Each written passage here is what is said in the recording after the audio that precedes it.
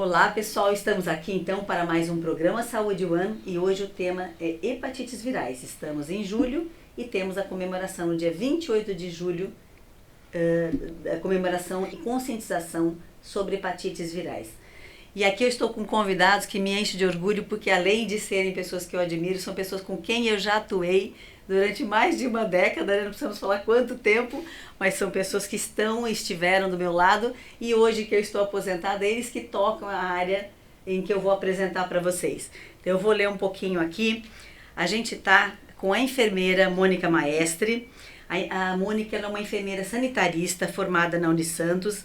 Ela atuou como docente na graduação da Universidade Católica de Santos, né, Unisantos, por 10 anos. E atualmente ela trabalha na assistência ao portador de hepatites no Centro de Referência da Secretaria Municipal de Saúde de Santos. O contato dela é o nome dela, Mônica Maestre, pelo Facebook ou Instagram, @MônicaMaestre1. E eu tenho aqui a honra de trazer um advogado. A gente sempre quando pensa em equipe de saúde, equipe para atender esse agravo, né, que é a hepatite viral, a gente pensa no médico, enfermeira, nutricionista, farmacêutico, psicólogo, e a gente sente cada vez mais quão importante é a sua profissão, Ever, para compor e fazer ações para deixar a hepatite nessa notoriedade e com essas resoluções. O Ever, ele é advogado, atuando na área de direito civil, formado na Universidade Católica de Santos em 88, pós-graduado especializado em direito civil e processual civil pela Escola Superior de Advocacia em 2017 e 2018 e tem cursos de gestão para entidades da sociedade civil. Em 2004 pelo MBA USP, né? E 2007 MBA FIA. FIA é? Fundação... FIA. Bom, a gente sabe que isso é um dos cursos que ele fez e o que a gente traz ele aqui hoje. O Ever vem representando também o Grupo Esperança. O Grupo Esperança é um grupo de portadores, inicialmente de portadores de hepatite C, depois entendendo o Jeová Pessim Fragoso, né, nosso grande presidente da ONG, entendendo a importância de caminhar nessa luta para todas as formas de hepatites virais, que a gente hoje vai ouvir a Mônica esclarecendo um pouquinho quais são, né, os tipos de hepatite que temos. Ele também teve voluntários e pessoas que aderiram a essa ONG para lutar e ter todos o que nós vamos mostrar hoje. Por isso que o nosso tema hoje é o que temos na área de hepatites virais e o que precisamos garantir, porque a luta continua, né? Mas muita coisa já foi conquistada. E o Ever, com essa experiência que você tem com sociedade civil, ele ajuizou, desde que começou a atuar, né, mais de 1.400 processos judiciais. Nós já passamos por essa era, né, Ever?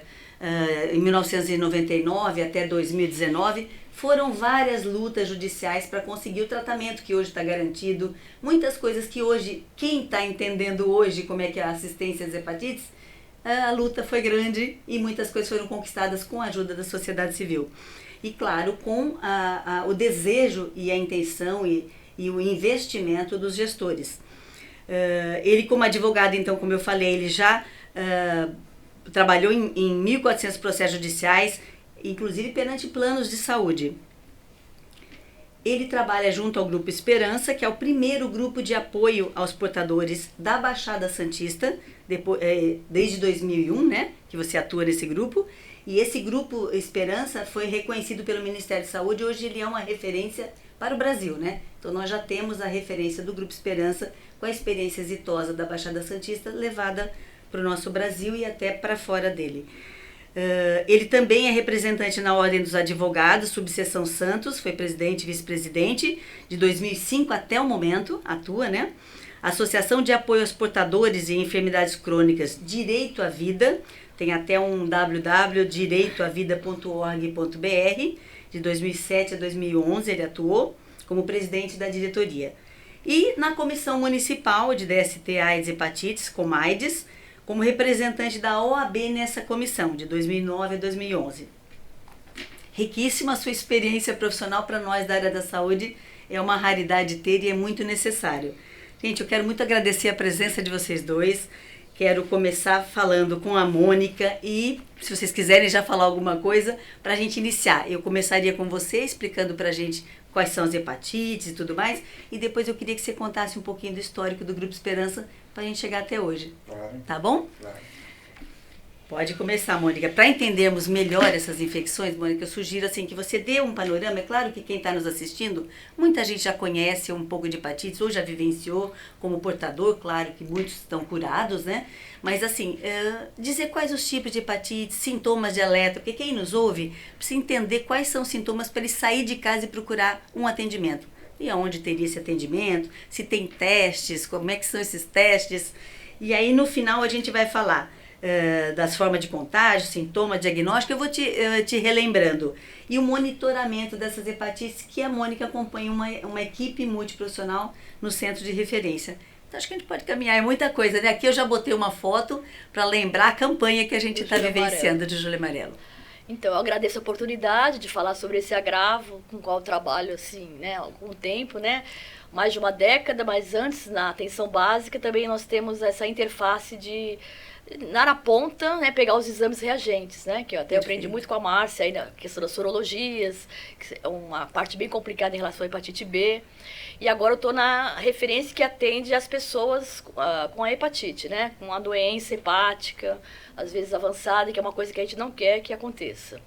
Então, assim, primeiro eu sempre gosto de defender a hepatite como falando do órgão, né, do fígado. O fígado é o maior órgão sólido do organismo, ele é muito importante, é uma glândula, tem muita importância no metabolismo, e a hepatite, o nome diz assim, inflamação do fígado.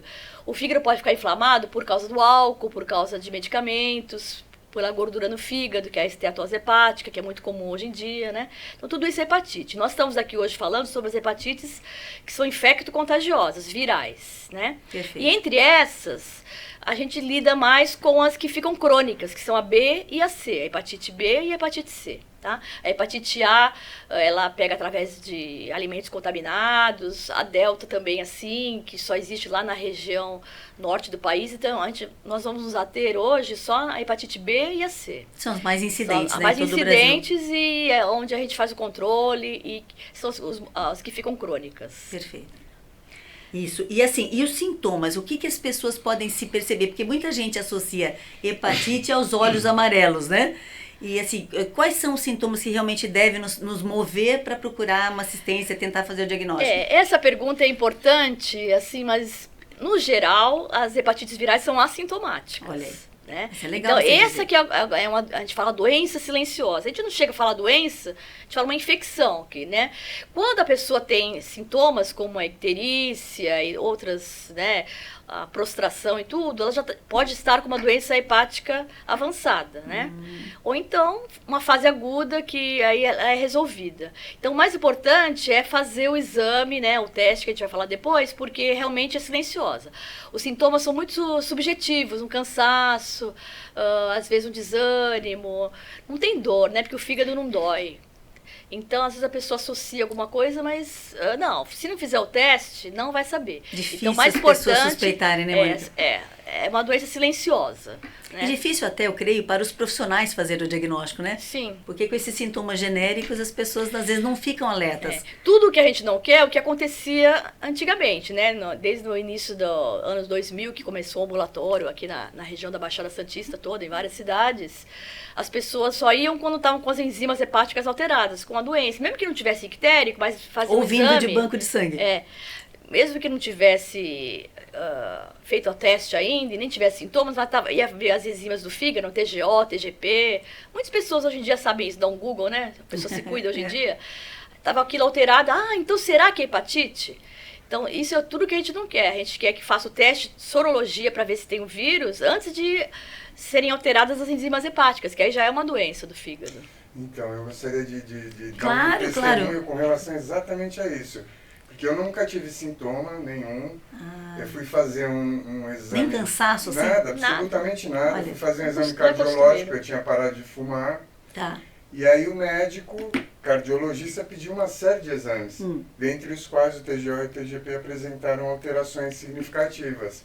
E aí ele perguntou, eu tinha viajado a trabalho, minha mulher foi levar os resultados junto com os dela, e ele perguntou, seu marido já teve hepatite C?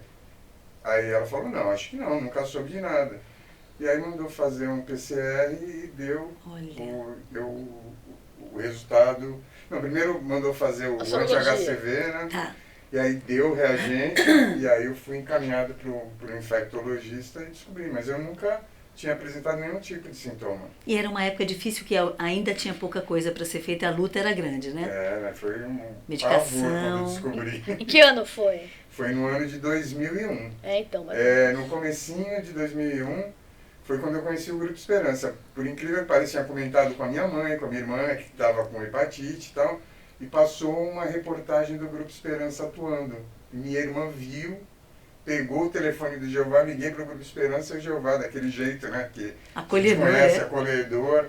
Nossa, foi um bálsamo na minha vida. Que bênção, que maravilha, viu? A gente deve muito ao Jeová e ao grupo de voluntários, né? É verdade. Que legal esse seu testemunho, porque assim que ela está dando essas informações técnicas, você vivenciou. Então, bate na memória, bate forte isso, né? É importante fazer o teste, né? Sim. Hoje em dia tem um teste rápido. Isso. Que é indolor, sai o resultado na hora e é um indicativo extremamente útil para mapear. E quanto antes você descobre a doença, eu, por exemplo, quando descobri, eu tinha um grau de fibrose F2, que não é assim muito avançado. Então eu me tratei e a doença não evoluiu. Né? Então, muita gente que não tem sintoma, a doença vai evoluindo. E longos períodos de inflamação do fígado podem causar cirrose. Eu acho que tem que enfatizar, eu gosto de enfatizar sempre isso, porque se a gente vê alguns livros, manuais, fala sintomas bem assim sutis. Mas eu bato, assim, se for fazer uma estatística, nenhum paciente fala que tinha algum sintoma. Ele só sabe por causa do teste. Na época dele, que ele fez, não tinha muito essa questão do teste em massa. Então você veja que foi ao contrário. Ele já estava com o fígado inflamado, era pouco, mas estava.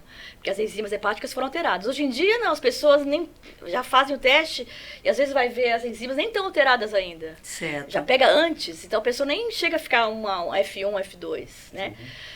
Mas, infelizmente, também tem aqueles que tardiamente não procuram um serviço de saúde e aí já chegam com uma fibrose avançada. E o tempo é ouro na saúde, né? É impressionante como isso é importante. Mônica, você está falando dos sintomas. O que a gente poderia também informar os nossos ouvintes é assim, quais as formas de contágio? Eu sei que elas são diferentes, se você quiser, inclusive, você já falou da hepatite A, que é mais transmissão a água e alimentos contaminados, a hepatite E também, né? Mas dessas hepatites de transmissão sexual e sanguínea, que nós temos a B, C e delta, o que você poderia nos dizer assim, dessa diferença entre elas? Quais são as formas de contágio? Sim, a hepatite B, ela é predominantemente sexualmente transmissível, né? Então, é uma DST, que a gente chamava antigamente IST agora. A gente fala IST. E ela é importante, assim, até do ponto de vista econômico, né? Porque ela atinge pessoas jovens. Né? Pessoas jovens. Então você vê as pessoas com hepatite C. A importância dos jovens se vacinarem. Mas assim, mesmo, vamos dizer, pessoas de 30 e poucos anos, 40 anos, são jovens ainda. Mas aí, na época que eles nasceram, não havia vacina ainda. Sim. Mas ainda assim são jovens, estão no mercado de trabalho. Então a gente vê muitas pessoas jovens, né, com a hepatite B. Porque ela é bem sexualmente transmissível. As pessoas estão na vida sexual ativa e a hepatite B é essa forma de contágio predominante. Já a hepatite C é predominante a transmissão sanguínea, né? Através de transfusões de sangue. É o que predomina. Né? E algumas práticas sexuais, homens que fazem sexo com homens têm uma prevalência maior de hepatite C também. Maior, né? Precisa de ter sangue para ter a transmissão da hepatite C. Então, eu acho assim que a única coisa que a gente vai falar depois é a prevenção da B, né? Exato. Se a B tem prevenção por vacinas, a gente tem que ir por esse caminho em relação à B. Eu gostaria de enfatizar também que, com relação à hepatite C, existem as formas dos instrumentos pérfuro-cortantes, que são formas assim muito efetivas de transmissão. Então, se você vai fazer uma tatuagem num local que não tem uma biossegurança adequada, e a pessoa reutiliza ou a tinta ou as agulhas. Isso vale para B e para C, né? Para B e para C. E tratamentos em clínicas, hoje em dia é muito mais difícil, raro, mas antigamente os dentistas tinham uma esterilização precária, né? Então muitas pessoas pegaram hepatite C por causa de compartilhamento de instrumentos odontológicos mal esterilizados. alicates de cutícula, de manicures, né? Então, isso é muito importante. Foi uma época que a gente teve que trabalhar com esses segmentos da beleza, então, né? Para poder orientar. Um histórico aqui, depois que eu, né, no momento mais oportuno eu vou falar, dos avanços que a gente teve, né? E como as coisas foram acontecendo. Por favor, porque quem está nos ouvindo nem sempre conheceu essa história. E para a gente ter o que nós temos hoje, teve uma luta, né? Um movimento organizado da sociedade, junto com os profissionais de saúde, para a gente chegar onde chegou hoje. Isso que você lembra é muito importante. Mas são as formas de transmissão que a Mônica está falando e você complementa com esses utensílios, né? Compartilhamento de aparelhos de barba. Isso, né? isso. As pessoas não devem fazer nunca compartilhamento de escovas de dente, porque a pessoa Todo mundo pensa que é só pérfuro cortante, né? Mas você vê a escova de dente. Tudo que tem pode ter sangue. Não, e muita gente escova os dentes, eu já presenciei isso, e tem sangramentos, né? As pessoas ou levanta de manhã com raiva, escova muito rápido, ou já tem uma sensibilidade gengival e que tem sangramento, quer dizer, aí deixa a escova ali. E a gente acha que não, mas existe compartilhamento de escova de dente, de lâmina, né? De barbear, essas coisas. As pessoas não pensam nesse risco, né? Por isso que fala assim, eu não me relacionei com ninguém de fora, tal, mas às vezes é dentro do domicílio o risco, né? Pô, eu me lembro que quando eu era adolescente eu ia pra sauna do Clube Sírio-Libanês e a molecada comprava um aparelho de barba e todo mundo usava. Usava mesmo. Não sei se eu peguei naquela época, né? Porque não dá pra mensurar quanto tempo é. E o que é muito importante que as pessoas saibam é que o vírus, ele é um vírus extremamente resistente. Ele fica muitas horas nos aparelhos pérfuro-cortantes. Boa você lembrar isso, Mônica. A gente precisa explicar um pouquinho melhor a sobrevida desses vírus. Porque a gente acha, porque, por exemplo, do HIV, que é bastante agressivo, né? Mas, assim, embora hoje tenha tratamento, ele morre no meio ambiente facilmente do HIV. Agora, da hepatite B e C, não. Voltando a falar da forma de contágio que a Márcia perguntou, eu falei da faixa etária um pouquinho, mas para falar isso. Então, o vírus da hepatite C, falando melhor agora, foi descoberto só no final da década de 80. Então, até então não se conhecia esse vírus. Ele era chamado não A, não B. Não era nem A, nem B, era diferente e tal. Então, o que o Ever falou. Antigamente, a gente não existia a autoclave, que é um método de esterilização eficiente para matar o vírus B e C, né? O vírus B e C, ele fica vivo nos pérfuro cortantes por até 72 horas. Olha aí. Né? O vírus que causa AIDS, né, o HIV, pela luz assim, artificial, ele já morre em poucos segundos. E das hepatites é muito duradouro. Então, as pessoas pegavam nessa época por causa disso. Eu só faço assim uma ressalva que hoje em dia já é bem mais difícil você pegar por esses métodos, né? Os estudos de tatuagem, tem a vigilância sanitária que controla, é tudo separadinho a tinta. Nos salões de beleza deve ter autoclave. O dentista também usa autoclave. Então, hoje está mais difícil as pessoas pegarem dessa forma. Mas uma coisa importante de falar... Mas, Mônica, com relação ao salão de beleza, tem alguns salões que ela sai com um número de alicates, às vezes, para fazer doméstica nas Exatamente. casas. E se ela leva, por exemplo, 10 alicates e ela encontra a 11ª cliente, ela vai usar um que já foi usado. Ela vai limpar com alquinho ali, tá tudo ok. Então, isso é um risco que precisa ser lembrado, existe. Que infelizmente ainda existe. E a autoclave também, a gente fala que ela é operadora dependente também, né? Porque você tem que esperar atingir os graus para depois contar o tempo. Então, se você interromper aquele processo, pode estar mal esterilizado o instrumento. Então é isso, é um pouquinho mais difícil, está bem melhor a forma de contágio do que antigamente. Hoje muito em dia, melhor. Agora, uma forma de contágio muito importante aqui na nossa região e tudo, seria o uso de drogas. Né? No Brasil não tem drogas injetáveis há um bom tempo, embora exista assim, uma desconfiança de que comece a haver uma volta disso, né? Teve até um programa na TV que falou sobre o sexo químico e tal, então algumas pessoas usam drogas injetáveis, mas é uma pequena população bem focal.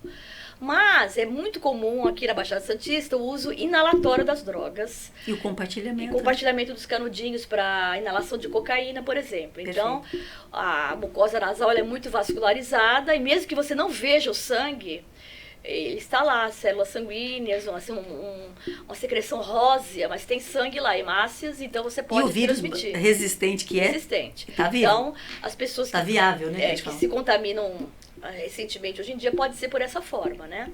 Mas o ambulatório de hepatite C, a maior parte das pessoas são pessoas com mais de 50 anos, porque pegaram justamente naquela época que não existia... Ou numa transfusão sanguínea. Processo de esterilização e não existia a testagem do sangue na transfusão.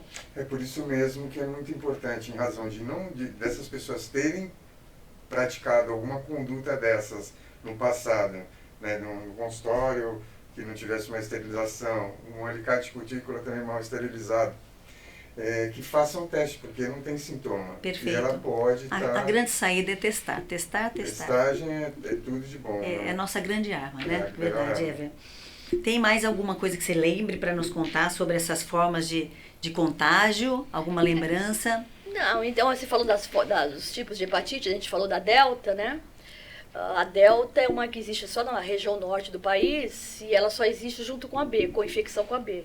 Só para citar que tem, mas não são feitos testes aqui na região. A gente só sabe que quando a hepatite B é meio brava, assim, tipo, causa uma fibrose mais rápida, possivelmente ela está uma co-infecção. Então a gente vê se a pessoa veio de uma outra região do país e fica atenta com isso. Com a delta que é bem mais apenas agressiva, isso, né? Ela é menos incidente, mas é mais agressiva. Então, a delta. assim, o recado do Julho Amarelo é esse, testar. Existe uma lei do CRM, o Conselho Regional de Medicina, que recomenda que o médico peça no rol de exames das pessoas acima de 50 anos, tem que pedir glicemia, hemograma e tal, e tem que pedir o anti-HCV. É obrigado a pessoa a fazer uma vez na vida esse exame, né? Em qualquer faixa etária, né? Qualquer faixa etária, mas principalmente porque às vezes, mais Mônica, velhos. as pessoas não se encontram nesse risco. Olha, eu não sou homossexual, eu não uso drogas, eu não tenho tal coisa, mas ela tem riscos domiciliares, sim, compartilhamentos, as pessoas moram numa república, ou, entendeu? Ela compartilha instrumentos, ou come fora de casa. Exatamente. Sempre. Então, assim, eu acho que as pessoas têm que estar alerta para, assim,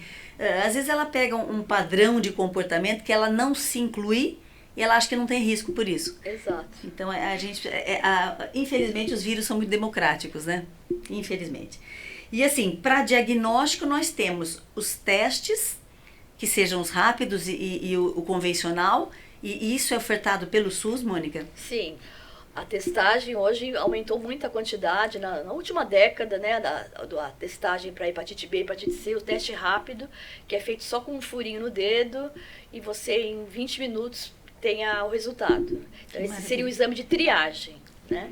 E até então, ele agora, não é confirmatório, ele precisa depois de um novo exame. O da B já é. O da B já é, olha que boa notícia. Então é bom saber. Então o teste rápido da B já B, é. Você pode falar, já tem hepatite B. E o da C, você tem que confirmar só com a carga viral, que é o PCR, né? Porque de todo mundo que entra em contato com o vírus C, tem algumas pessoas que têm a chance de se eliminar sozinho, né? Que é o clareamento viral. Então, a gente não bate o martelo que a pessoa tem essa chance pequena, mas tem. Perfeito. Tá? E a B, como é um vírus, né, um DNA vírus, só o antígeno mesmo, a gente já pode dizer que a pessoa tem.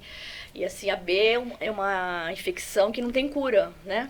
Então, pelo SUS, e tanto particular, se a pessoa for procurar um profissional de saúde, ele vai receber assistência e poder fazer esses testes que estão disponíveis no mercado, na farmácia ou nos serviços, na rede de saúde do SUS. Sim. E aí ele faz o teste, aí ele é encaminhado para acompanhamento num centro de referência onde você está hoje, né? Exatamente. Para Santos é onde você está hoje, mas várias cidades do Brasil afora tem centros de referência para acompanhamento das hepatites virais. Isso. Que bacana. E monitoramento, porque nem sempre ele vai tomar medicamento, mas ele vai ser Exatamente. acompanhado. A hepatite B é o maior desafio da nossa adesão do paciente ao ambulatório, porque não tem sintomas e nem todos os pacientes têm indicação de começar a usar o medicamento, porque uma vez introduzido o medicamento, ele não pode ser suspenso nunca mais. Nunca mais é muito tempo, mas em geral é isso. O da B? Da B. Então, existe um momento terapêutico de indicar o medicamento. Bem avaliado, critério. E aí a gente tem que convencer muito, então muito importante a equipe multidisciplinar nesse sentido, né? Multiprofissional, multidisciplinar, de explicar bem, do paciente ser autônomo no seu agravo, na sua doença, e ele ser autônomo e saber ser o protagonista do seu cuidado. Perfeito. Porque senão ele some do ambulatório, não sente nada, não dá um remédio, eu vou fazer o que aqui? Não, você tem que explicar, porque ele tem que fazer a carga viral ao menos 2 vezes por ano o exame. No momento que tiver alta, aí introduz o medicamento. Isso para B. Para B. E o medicamento está disponível no SUS e ele recebe na própria unidade de saúde e vai fazer uso. Né? No caso da hepatite B, eu comentei, não tem cura, mas tem a prevenção, tem as vacinas, que a gente vai falar depois. Que a gente vai falar depois, isso. E da hepatite C, o medicamento também igualmente é fornecido pelo SUS no Brasil. São drogas de ação direta no vírus, que foi um avanço. A gente pode falar um pouquinho da terapêutica anterior também, né? Que acho que o Ever pode contribuir no relato também. Mas o paciente tem cura, né? A hepatite C tem cura. Ele trata por 3 meses hoje em dia, então hoje está tudo muito rápido. O paciente fica no ambulatório por 6 meses. Ele chega, confirma o diagnóstico, toma o medicamento por 3 meses. Quando termina o tratamento, faz um último carga viral. Se tiver negativo, ele tem alta. Beleza. Olha, é tão bom a gente ouvir pessoas que estão atuando hoje com todas as novidades e a ciência está aí para isso, né? A gente vai dar um intervalo, gente, porque ainda tem muito mais coisa. A gente vai falar de prevenção dessas vacinas, nós vamos falar de como a gente pode reduzir a chance dessa infecção, porque depende muito de comportamento. Então é aí que a gente vai continuar nosso papo. Dá só um minutinho que no segundo bloco a gente continua com esse papo com nossos 2 convidados.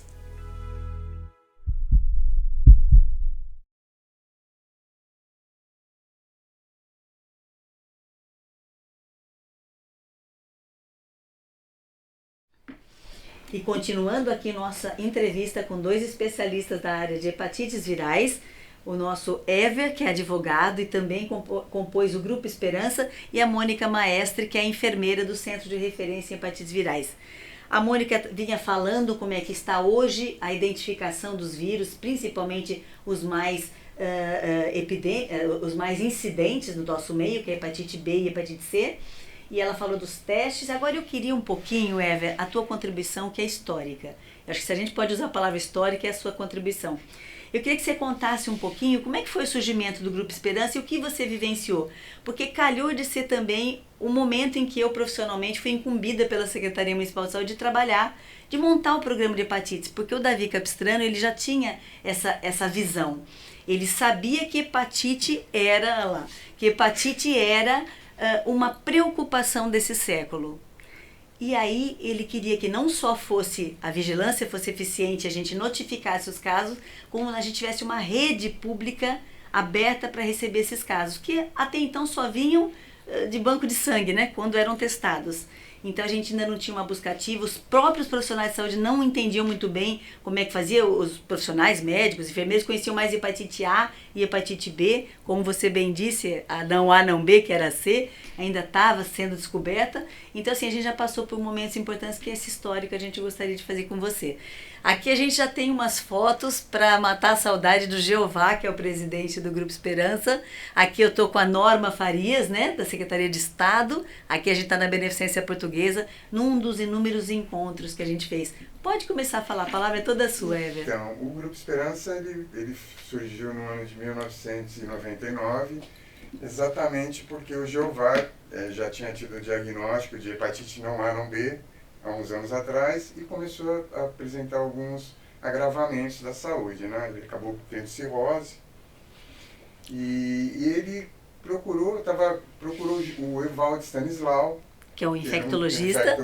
E eles decidiram fundar a ONG junto com outras pessoas que tinham descoberto igualmente a enfermidade. Olha aqui, Mônica, imagina que você está nessa foto. Olha, esse é um encontro na DRS4, no Departamento Regional de Saúde, onde teve a palestra da Mônica, do Jeová, do Evaldo, doutor Evaldo de Azuri na ponta, as estagiárias, a equipe toda da DRS4, a Norma Farias, então, a Regina Moreira, que é do Adolfo Lutz, né? Então são pessoas que nessa época já estavam se reunindo para entender e atender melhor esses casos. Pode continuar. Então, o Jeová, ele era sindicalista, né, da Petrobras, e ele sempre teve um plano de saúde excelente. Mas ele percebeu que tinha muita gente que não tinha, e que o SUS precisava atender essas pessoas. E aí foi quando ele foi bater na porta de vocês, depois do Grupo Esperança já instituído. Você trabalhava na vigilância epidemiológica, né, naquela época, junto com a Maria José. Maria José Muglia. Foi junto com o José Carlos, que era nosso voluntário, já faleceu em decorrência de agravos da enfermidade, e foi a primeira porta aberta que eles tiveram. Só que eles se depararam com um cenário que era muito difícil, não dava para fazer diagnóstico direito, não dava para complementar o diagnóstico, porque não era só fazer um teste rápido, tinha que fazer um PCR qualitativo, fazer um PCR um gargalo enorme nesses... Tinha que fazer genotipagem, tinha que fazer biópsia hepática e nada disso funcionava da maneira adequada. O município não fornecia, o estado não fornecia e o governo federal também não fornecia. Aí foi quando começou a história de advocacy do Grupo Esperança, né? Que foi, assim, foram diversas, inúmeras ações que foram praticadas durante a história do grupo para que a gente pudesse alcançar uma assistência integral como hoje existe, né? Que facilitou sobremaneira não só o diagnóstico como o início do tratamento, que é rápido e não tem sequelas. Fundamental. Aqui a gente até está divulgando, Ever, com a sua permissão, o seu endereço, porque assim, é tão importante e tão raro ver um advogado com a expertise que você tem. Então a gente tem que enaltecer e valorizar essa participação. Obrigado. Eu vou falar que eu sou um ex-portador, né? Eu descobri no ano de 2001 que tinha hepatite C e muito curioso que eu tive um diálogo alguns dias antes com a minha esposa. Falei, eu gostaria de participar de alguma coisa legal, ajudar alguém de alguma forma. E foi dentro da hepatite que eu tive essa oportunidade, né? A grande oportunidade. Emociona. E na época o tratamento era bastante agressivo, né? Houve muito sofrimento, né? Tratamento era difícil. Santos foi a primeira cidade do Brasil a oferecer o interferon pegilado, porque antigamente o anterior a esse, o convencional, a pessoa tinha 3 aplicações por semana. Né? Então não é só a picada da injeção que é dolorida, besteira isso. O mais importante eram efeitos colaterais, né? Eu me lembro, eu peguei essa época no final já com pegilado, não peguei do interferon convencional no ambulatório, mas eu lembro quando eu ia fazer todo o estudo para credenciar o ambulatório, eu tinha que provar que nós tínhamos referência de psiquiatria, porque as pessoas que usavam o interferon poderiam ter depressão, ideação suicida, era um tratamento muito agressivo, né? Algumas pessoas conseguiram se curar com isso. A gente conseguia 40% a 60% de cura. E hoje em dia a gente está com 95% de cura. E época que você não viveu, mas a gente passou. E a OS, né, o Grupo Esperança nada mais é do que a sociedade civil exigindo, e graças à sociedade civil exigindo do governo que se conseguiu chegar nesse patamar, né? E é uma organização interessante, porque aqui tá é muito interessante, porque aqui é a Praça Independência. Aí também. É um símbolo muito grande de Santos, de luta, até de futebol, quando ganha algum time, a gente vai para a Praça Independência. Esse é o nosso ponto de manifestação, né, social. E aqui a gente já mostra o poder da participação, estudantes, técnicos de saúde, o Jeová aqui na ponta. Então, assim, são pessoas que começaram a verificar as ruas tomadas por pessoas querendo que tivesse tratamento garantido para as pessoas e tudo mais que vocês conquistaram. E o serviço público em Santos abriu as portas de vez para poder entender e dar essa assistência, garantir, né? Essa assistência. Reuniões que eu participei. Ó, você aqui dando entrevista. Tá vendo? Você já é expertise. Nessa foto eu estava fazendo tratamento. Tinha emagrecido 10 quilos. Ah, tá. Aí no centro de Santos. Foi lá na Praça Mauá. Isso. E as primeiras reuniões que eu participei do Grupo Esperança, tinha 150 pessoas, 200 pessoas, porque existiam esses gargalos todos que dificultavam sobremaneira. Todo mundo queria então solução. A mobilização que você vê ali exatamente por causa das dificuldades que nós enfrentamos. Porque a dor une as pessoas, né? Uma ONG, ela surge pela necessidade de mudanças, né? Com certeza. E a gente começou a atuar muito ativamente. Aí começamos a procurar o município, o estado, o governo federal, o Jeová muito atuante, né? Uma pessoa extraordinária, o Evaldo com conhecimento técnico também. E nós procuramos os vereadores, nós procuramos deputados federais, deputados estaduais, senadores, ministro da Saúde, secretário estadual de Saúde. E nós tivemos um histórico aqui em Santos muito bacana, né? Que eu gostaria aqui, muito rapidamente, foi o primeiro lugar que instituiu no calendário oficial a Semana de Prevenção contra a Hepatite C. Foi um projeto de lei do Fausto Lopes, isso no ano de 2001. Logo em seguida foi criado o Programa Nacional de Hepatites Virais, que foi em fevereiro de 2002, né, que estava começando, e começaram a fornecer o interferon pegilado, mas como haviam todos esses gargalos que eram dificultavam muito o acesso, e eu, como tive hepatite C também e ainda não distribuíam para todas as pessoas medicamentos, comecei a entrar com ações individuais. A primeira eu entrei para mim, com mandado de segurança, e consegui receber o tratamento. Só que as portarias eram muito restritivas, como eu disse, e várias pessoas precisavam fazer o tratamento. Todo mundo tem uma doença, quer se tratar imediatamente, e a expectativa do interferon pegilado, por ser aplicado uma vez só por semana, era de um prognóstico melhor do resultado da terapia. Todo mundo queria e aí eu comecei a entrar acesso, com ações, e a par disso, o que nós fizemos? Nós procuramos o Ministério Público, aqui em Santos, na pessoa do Dr. Eduardo Taves Romero, e ele instaurou um inquérito civil, foram ouvidos médicos, foram ouvidas várias pessoas, e ele entrou com uma ação civil pública em face do Estado de São Paulo, para que todas as pessoas que tivessem diagnóstico de hepatite C na nossa região, na região da DRS-4, que tivessem acesso independentemente de ajuização. Conseguiu uma liminar, foi cassada essa liminar, e o processo prosseguiu, e a decisão foi julgado procedente em primeira instância, e conseguiu manter essa decisão favorável em segunda instância. E essa atuação de vocês serviu para o Brasil inteiro perceber que os juízes, de posse desses conhecimentos, abriram as sessões já dando autorização. Quer dizer, não ficaram naquela dificuldade para a pessoa que estava requisitando, né? Sim. Então, eles fizeram uma ola tão grande que o Brasil inteiro teve pessoas da área jurídica, né, envolvidas. Então, você vê que o Eduardo Romero entrou com a ação em 2002 e ela só chegou ao final, que é o trânsito em julgado, quando a decisão se torna definitiva, no ano de 2006. Então, foi um lapso de 4 anos. E durante esse período, a gente teve a oportunidade de entrar com inúmeras ações para assegurar o tratamento, né, e fazer com que as pessoas pudessem ter acesso à terapia. Sim, sim. E aí foi muito comemorado, né, quando a gente não precisou mais entrar. Eu acabei me especializando na área de direito de saúde e atuo nessa área até hoje. Felizmente, para a hepatite C não há mais necessidade. E aí, seguindo no histórico, no ano de 2003, o Ademir Pestana apresentou o primeiro programa municipal de hepatites virais, né, que era pequeno, mas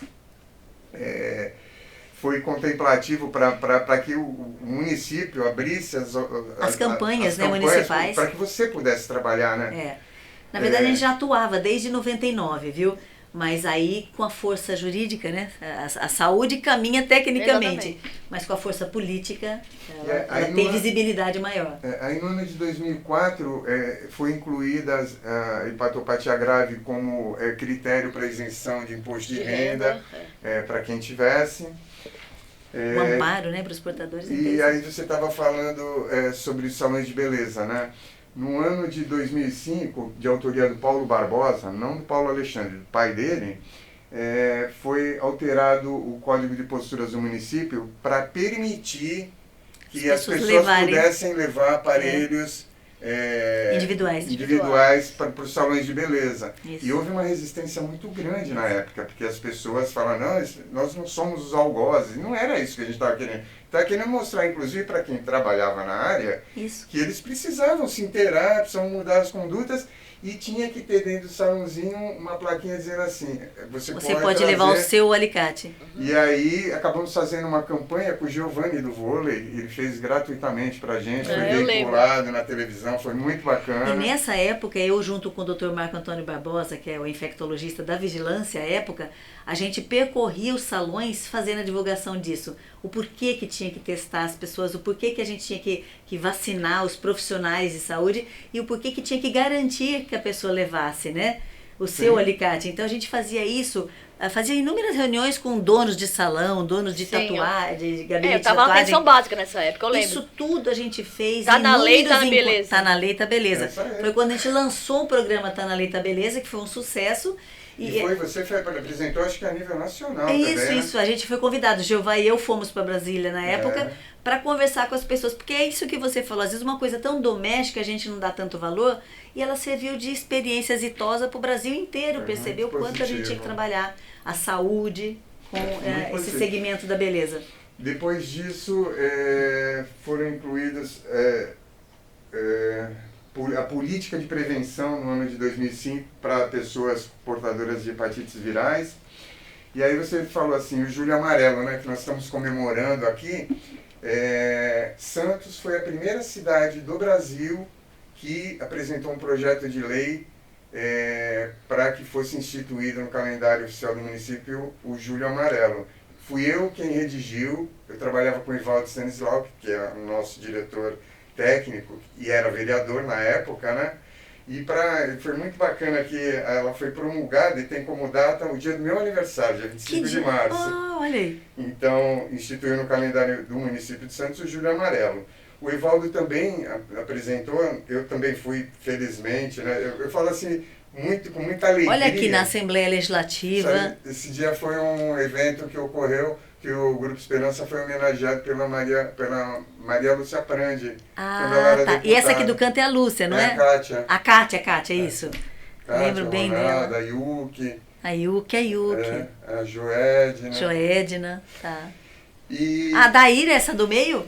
Oi? É a dona Daíra? É a Daíra, grande e parceira nossa. Um outro projeto de lei que o Evaldo apresentou foi para tornar obrigatório o oferecimento da testagem sorológica para as hepatites nas consultas, tanto particulares como públicas. Essa daí, faço um adendo que esse assunto saiu numa reunião nossa lá da secretaria, que o Jeová estava.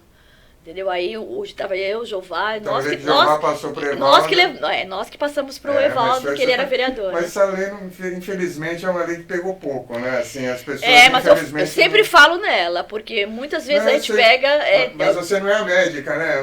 Os médicos deveriam... Não, mas por isso que eu estou falando, eu falo para os pacientes. E eu acho que precisaria uma fiscalização maior, e não é fiscalização no sentido de punir, não. É de orientar a rede privada para que eles solicitem esses marcadores. Porque a gente vê muitas pessoas, nossos amigos, vão no médico e não é pedido, né? Sim. Olha, segura um pouco essa foto aí, olha que interessante. A gente fazia várias campanhas, né? Semana Municipal de Prevenção e Controle das Hepatites.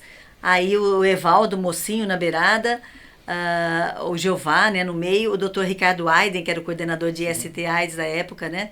E hepatites virais. Então, assim, a gente fez inúmeros momentos, assim, discussão com universidades, inclusive, porque a gente precisa pensar muito na formação para essa assistência. Então, foi bastante trabalho, né? O primeiro encontro nacional de ONGs de hepatites virais, o Jeová realizou aqui em Santos. E a partir daí, todos os anos, o Ministério da Saúde, a partir do 3º ano, começou a encampar e custear, e foram realizados inúmeros ENONGs e ERONGs também, que eram de regiões, porque o que a gente vivia aqui no estado de São Paulo, no estado do Rio de Janeiro, o primeiro Minas Gerais, era bem diferente do pessoal que residia em Manaus, né? Então, eles traziam as demandas regionais para o encontro anual nacional. Então, olha, vocês lá em Brasília. Assim, nós fomos inúmeras vezes. Não sei que ano Brasília. É isso aí, mas olha, inúmeras vezes vocês estiveram lá em Brasília. Estivemos lá para bater na porta dos senadores, dos deputados, dos ministros. O Jeová levou um abaixo-assinado que foi capitaneado por várias ONGs de vários lugares. Nós fomos levar em mãos para o ministro. Foi muito bacana. Nós começamos a fazer um retrospecto, né? Nós temos uma história tão gostosa e tão feliz. De sucesso, né? mesmo, de ter conquistado tantas coisas. Que quando você cria uma ONG, você gostaria que nada do que você precisa tivesse dificuldade. E o sonho de uma ONG é não precisar de mais nada. Não precisar existir. Então nós demos assim como o programa de IST/AIDS, meio que uma tirada de pé. Mas o caminho foi cumprido, né? Passando aí por Brasília, eu gostaria de falar que nós participamos ativamente para a implementação das frentes parlamentares de hepatites virais, que só tinha de AIDS, né? Sim. E aí o primeiro presidente da frente parlamentar foi o Geraldo Tadeu, que foi prefeito de Poços de Caldas, era deputado federal. Depois o Marcos Reate, que era do Amapá. E por fim o Júnior Bozella. O Brasil todo pipocando ações, né? Por conta disso, também foi apresentado um projeto de lei só no ano de 2019 que foi instituído o Julho Amarelo através de lei federal. Né? Então, nós lá atrás já tínhamos feito, né? e continuamos habitando. Então, o trabalho da sociedade civil foi de fundamental importância para mudar todo Sim, esse quadro, exatamente, né, essa Mônica? história. E aqui Com em certeza. Santos, a gente trabalhava na vigilância com IST, AIDS e hepatites, mas o programa municipal ele era IST, AIDS, não tinha hepatites. Aí em 2001... 2014 que foi junto, só. Não. 2001, eu fui para dentro do programa 2001 Ah, sim, mas para funcionava- fazer ações de hepatites virais. Eu trabalhava na vigilância só, era uma enfermeira técnica da vigilância. E aí o Dr. Ricardo Aiden, que era o coordenador de IST/AIDS, ele falou, chama essa técnica para trabalhar aqui conosco, porque tem muita coisa, inclusive ações de prevenção que a gente pode trabalhar junto. Ah, sim, né? mas é que eu falei do ambulatório. O ambulatório... Não, eu só queria falar essa história, como a gente está no histórico, Aham. para dizer que assim, Santos também acordou para a união do IST/AIDS com hepatites em 2001, coisa que no estado de São Paulo demorou muito mais anos para juntar, Sim. né? E o governo federal... Foi cidade de vanguarda, né? Olha, 89, e a gente começou em 99. Em 89, Santos foi pioneiro com a questão da AIDS. Sim. Por acaso, 10 anos depois, que foi 99, a gente foi pioneiro por Da conta das hepatite. hepatites. Tanto que a doutora Jerusa me levou para ser consultora externa, eu só prestava, fazer treinamentos para o Brasil inteiro para orientar os técnicos de quanto era possível, os enfermeiros em especial, fazerem o diagnóstico para a coisa andar, para não ter mais barreiras. A gente não queria dificultar as coisas, a gente tinha que facilitar, né? Então, essas ações, a gente lembra agora, parece uma coisa tão simples, mas foi uma luta grande. Foi muito grande. E que você emocionou a gente relembrando. Então, e também, assim, aqui na nossa região, nós fizemos tantas campanhas. E você trouxe aqui pra gente uma contribuição. O que é isso aqui? Então, essa cartilha, a primeira edição dela foi feita lá pelo Sindipetro, escrita pelo Jeová e pelo Evaldo. De que ano ela é essa aqui? Essa acho que é de 2017. É uma das mais recentes, né? Não, ela já existia. É a mais recente. É a mais recente. É mais recente. É a mais recente. Mas Olha, eles isso é fizeram interessante saber. uma lá atrás, custeada pelo Sindipetro, Esperança. né, que sempre foi parceiro da nossa entidade. Mas ela foi revista e atualizada ao longo dos anos, inclusive os medicamentos que constam aí como de referência são os que estão atualmente sendo A disponibilizados. gente fez uma primeira cartilha lá, como pega, como é que previne. Era uma coisa bem simples, Era só E isso. nós porque inserimos- medicamentos ainda não tinha muito o que dizer. Agora já tem. Nós inserimos Tá nela recheada de também informações. os direitos dos portadores. Ah, E essa sim. última foi feita em parceria com a Ordem dos Advogados, que a gente... eu sou membro da Comissão de Saúde da OAB, então a gente fez muitas campanhas em tantos lugares, em tantas entidades. Pode segurar, Marvi, aquela foto depois do Jeová? Daqui a pouco. Agora não, deixa essa daí. Antes da gente encerrar, que a gente está nos minutos finais do nosso encontro aqui, eu queria que a Mônica também enfatizasse, Mônica, você nos atualizou muito sobre essas questões, eu acho importantíssimo o que foi e o que é hoje, né? E o que nós temos que garantir ainda para você nos alertar, mas assim, a importância da vigilância epidemiológica. Se a gente não sabe o número de casos, haverá pouco investimento financeiro público Exatamente. para esse combate. Então, o que eu gostaria de dizer sobre essa questão? É muito importante, em relação à vigilância epidemiológica, a notificação dos casos, né? Existe toda uma legislação de notificar as doenças infecto-contagiosas. Então, a gente sempre tem a preocupação, porque no serviço público são notificados os casos, né? No serviço privado, nem sempre. Então, isso aí, às vezes, dá uma camuflada nos números de casos reais. Então, eu acho importante a gente sempre conscientizar os consultórios particulares a fazerem a vigilância, né? A gente pode ter contato com a vigilância epidemiológica do município e eles sempre fazem esse serviço, né? E assim como incluir a testagem no rol de exames, né? Que nem você falou assim, você não é... Então, realmente, no SUS, os enfermeiros atuam bem mais pedindo os exames. Se o médico não pede, para acima de 40, 50 anos, os Olha enfermeiros que pedem. interessante vocês ouvirem. Aqui em Santos já tem essa instituição, que o médico solicita os exames e o profissional, o enfermeiro também. Então, se um ainda não solicitou, já é garantido que um outro profissional solicite para que esse exame seja feito. É importante a gente fazer campanhas como, né, a sociedade civil sempre fez também, né, nas ruas, a gente faz extramuro. E eu sempre vejo como importante fazer também as campanhas nos grupos de hipertensão e diabetes das unidades de saúde. Perfeito. Porque são pessoas que têm uma idade maior de 50 anos, né? Ou a gente sabe, tem um conhecimento assim que a hepatite C, ela também ela faz uma inflamação no organismo que às vezes dá um start para desenvolvimento de diabetes tipo 2. Então, muitas pessoas com diabetes tipo 2 podem ter hepatite C e nem sabem. Nem sabem. Entendeu? Então tem uma ligação. Se infectar em algum momento da vida Se e não... a gente for pesquisar, tem uma ligação com diabetes tipo 2. A nossa vida, né, assim, a alimentação, a vida sedentária, também tem a gordura no fígado, na esteatose hepática. Então, essa condição também acelera a fibrose. Se a pessoa tiver uma hepatite C e ainda tiver um sobrepeso, ela pode avançar muito mais para cirrose hepática, que é o último grau de doença hepática, né? A gente falou no começo sobre a importância do fígado, né? Que tem muita importância no organismo, né? Até mesmo na imunidade, né? Ele filtra, faz filtragem, faz o mecanismo de coagulação sanguínea. Então, isso que eu gosto de falar da hepatite. Algumas pessoas falam, ou acham que é gravíssima a hepatite B e C, ou eu acho que não é nada. Então, eu acho que nem 8 nem 80. Isso. Porque não é um fim do mundo, tem cura, tem prevenção, mas ao mesmo tempo não é uma coisa à toa, porque o fígado é um órgão muito importante. Então, se você chegar tarde, tiver já uma F3, que é uma pré-cirrose, uma cirrose, é o tipo de doença bem grave, né? A gente tem uma demanda grande para transplante hepático, né? O Jová é uma das pessoas que fez o transplante hepático. A gente encaminha no ambulatório para fazer transplante hepático. As pessoas e ainda é grande tarde, essa lista, né? A pessoa que tem cirrose, ela tem uma grande chance de ter um hepatocarcinoma, que é o câncer no fígado.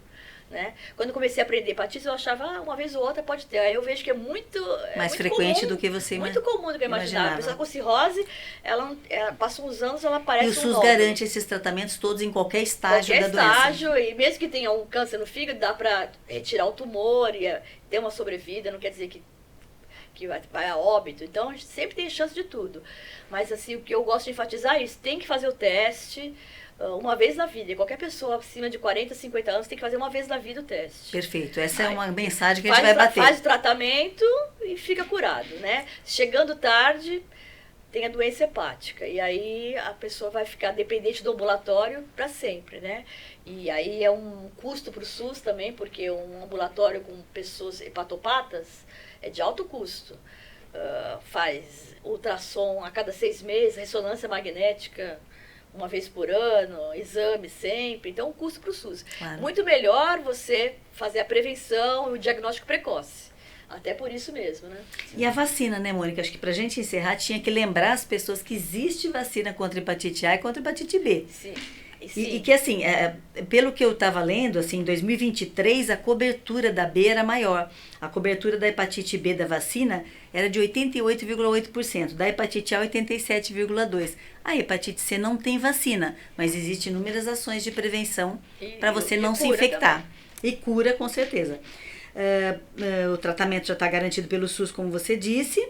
É importante a vigilância que a Mônica citou, e muito bem citou, porque assim, milhares ainda de casos novos estão pipocando todos os anos, né?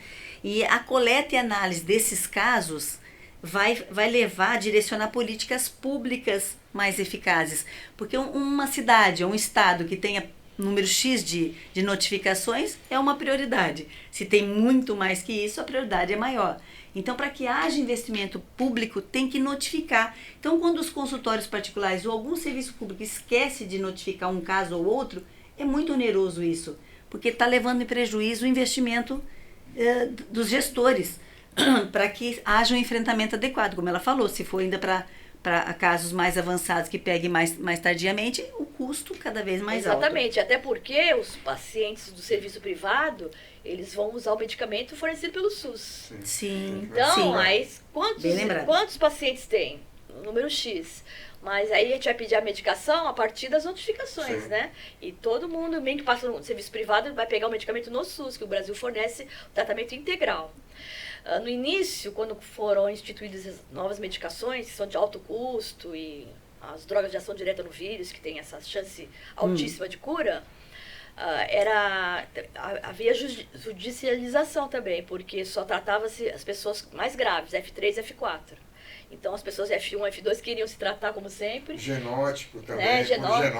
Também que mudou esse critério. Entrava com a ação jurídica, né? E tudo. Hoje em dia, não. As pessoas pode tratar com qualquer, sem fibrose nenhuma, pode tratar precocemente, tá tudo bem melhor. Nem fazer mais a biópsia hepática, nem a elastografia, né?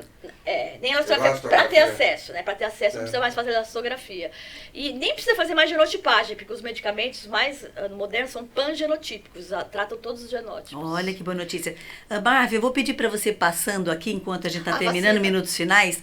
Não, a vacina, antes tem uma da vacina, não sei se ela quer passar, mas antes, aí ó, isso aí, Mônica, o que você quer dizer pra gente com essas 3 doses? Então, a vacina B, a vacina contra a hepatite B, ela foi instituída a partir de 98. Os bebês que nasceram a partir de 98 começaram a receber a vacinação. Hoje, qualquer pessoa adulta pode receber a vacinação, são 3 doses. Nesse esquema. O início, a segunda dose 30 dias depois, a terceira dose 6 meses após a primeira. É um ciclo de vacinação. Como são 3 doses, tem muita perda, porque as pessoas fazem uma e não fazem as outras, né? Muitas pessoas adultas... Importante concluir as 3 doses para ter 95% de eficácia, né? Eu queria, Marvin, que você passasse as fotos dos monumentos amarelos, porque agora a gente finaliza falando do Julho Amarelo. E o Julho Amarelo, além de ações educativas, né, Mônica, tem também entrega de preservativos, já que hepatite B, como você bem disse, é uma DST, agora IST, é uma doença sexualmente transmissível. E a C também, a gente também tem a possibilidade no Julho Amarelo de entregar preservativos. Aqui os monumentos que iluminam os seus monumentos importantes, né, no Brasil e fora do Brasil também, viu, gente? É uma campanha mundial. Olha, Elevador Lacerda em Salvador. Então o Brasil inteiro aproveita esse momento para conscientizar as pessoas nessa luta aí. Olha, em São Paulo, né? Então, vários monumentos, lembrando o nosso Cristo Redentor, um símbolo internacional de luta e de conscientização. E para finalizar, eu queria pôr a foto do Jeová para a gente prestar uma homenagem ao Jeová Pessim Fragoso. E essa foto é muito interessante porque a gente está num evento em que o Jeová organizou junto com a universidade. E estamos 2 com o lacinho amarelo e esse nosso encontro, eu brincava que o Jeová dizia assim, a união entre a instituição pública, né, a prefeitura, através da Secretaria Municipal, e uma ONG, é um casamento que deu certo, né? Porque a gente fez tanta coisa juntos, um aprendendo com o outro e caminhando, que eu acho que a gente tem muita saudade dessa boa, até me emociono como você. É difícil falar, né? Mas, Jeová, obrigada por tudo, viu? E que você esteja bom logo, porque a gente vai fazer outros programas. Eu quero a tua presença aqui também, junto com o Ever, com a Mônica. Então é isso, acho que a gente encerra esse momento em que o coração ficou aquecido aqui de informações de história, que eu acho que um povo que perde história, perde memória, é muito ruim. As pessoas precisam aprender a conhecer a história, a valorizar quem esteve antes da gente, quem já lutou. E o novo, com tantas novidades que a Mônica nos trouxe aqui, e que hoje é um alívio ouvir isso, né? Pra gente que já vivenciou aflições maiores, eu como técnica de saúde e vocês como portadores, né, na época, hoje curado, e Mônica continua guerreira nisso tudo. Obrigada pela presença de vocês, gente. Eu quero muito agradecer vocês 2, porque assim, é confortante saber que além dessa luta, eu ainda vejo em vocês o brilho dos olhos por estar trabalhando nessa área. Muito obrigada por terem aceito o nosso convite. Nós agradecemos também. Vamos brindar com água, que é vida. Saúde. E posso dar só um recadinho? Pode. Para finalizar? Pode. Testar, no Julho Amarelo, testar, tratar e curar é possível. Hoje em dia isso é bem possível e rápido. Façam um teste. É isso aí, obrigada. Vacinação. Vamos isso, vacinar. Lutar contra esse movimento anti-vacina. Perfeito. E melhorar muito, tem que melhorar muito essa cobertura vacinal. É muito triste quando a gente pega jovens que não tomaram a vacina, né? Que não tinham, ao nascer, não foram, depois de adultos, procurar a vacinação. Hoje em dia, cada vez mais as pessoas adultas, né, acima de 40, 50, 60, tem tanta vacina para fazer, a gente está que nem criança, né? A gente está precisando ser vacinado e tem muita coisa boa por aí. Vamos aproveitar a ciência, gente. A ciência traz muita coisa boa, salva vidas. Isso mesmo. Jeová e Evaldo, Aqui, ó. a gente ama vocês. Isso. Obrigado Evaldo, por tudo. obrigado pela contribuição de uma vida aí.